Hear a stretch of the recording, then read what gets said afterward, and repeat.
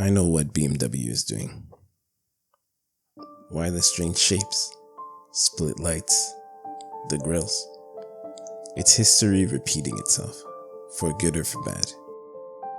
And if things end the same way it did years back, it'll affect every new car to come out for the next decade.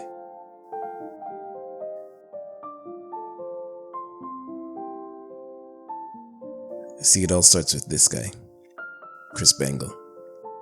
He and his team of designers spearheaded a revolution at BMW that began with the E65 7 Series. The 7 Series they were replacing looked like this, the E38.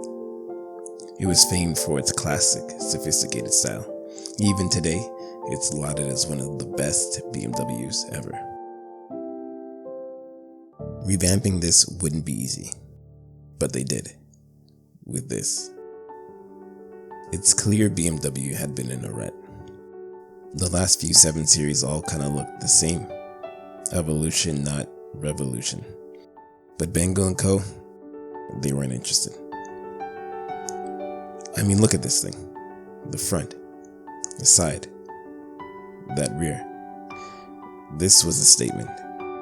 This was the new era in BMW. But in reality, it was actually more than that. It was a new era for all cars. Listen to this list of features. The iDrive system, soft closed doors and trunk, rain sensing wipers, a smart key, night vision, an electronic parking brake, adaptive cruise control, active anti-roll bars, bi-xenon lights. It wasn't necessarily the first car to have each of these features, but it was the first to put them all together into one singular package.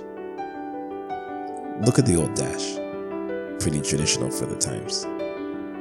Then there's this, screen at the top, no gear selector, no e-brake, a huge reduction in buttons. Now, while all this is great, what does it have to do with BMW's latest designs? Well, this 7 Series and the subsequent changes to the rest of the lineup changed the car industry as a whole. When the E65 dropped, the S-Class looked like this. The S-Class that released after the E65 looked like this. I mean, surprisingly similar dash, even the trunk's got some junk in it. Later BMWs would really dive into what others dubbed flame surfacing. That's the curves and the creases that added muscle and motion to the surfaces. Take a look at the crease running down the side of the E93 series, and the line that runs up from the headlights through the hood. This surface sculpting would take the industry by storm. When the 3 Series came out, C-Classes looked like this, Mazdas like this, Hyundais like this, and Lexus, well, this. Now, quite different. Just look at each Bangle BMW versus its predecessor. I don't recall a bigger design leap ever in car history. It's inspiring. What also impresses me is how different each car looked across the lineup. Today, so many companies are moving towards a corporate face to maintain a singular and familiar identity. To me, it's lazy. For years, Ferrari have been making beautiful cars even the average person can identify as a Ferrari, and yet they don't look the same. Yeah, I get a $500,000 price tag gives them some flexibility, but Bangle proved that it could be done. So what are BMW doing today?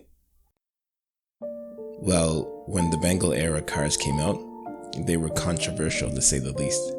They graced the cover of every car magazine and had the world talking about them. By the time it ended production, the E65 was the best-selling 7 Series ever. Since then, Bangle left the automotive industry, and BMWs have been safe, reserved, understated. While they've all been nice, BMWs aren't shaking the industry. I see more buzz about the Hyundais and the Kias than I do about the latest BMWs. And that's a problem because the Koreans have a trick up their sleeves called Genesis, which is a direct competitor to BMW. And they are slowly aligning their lineup to Germany's best. Across the street, Mercedes are still playing it safe.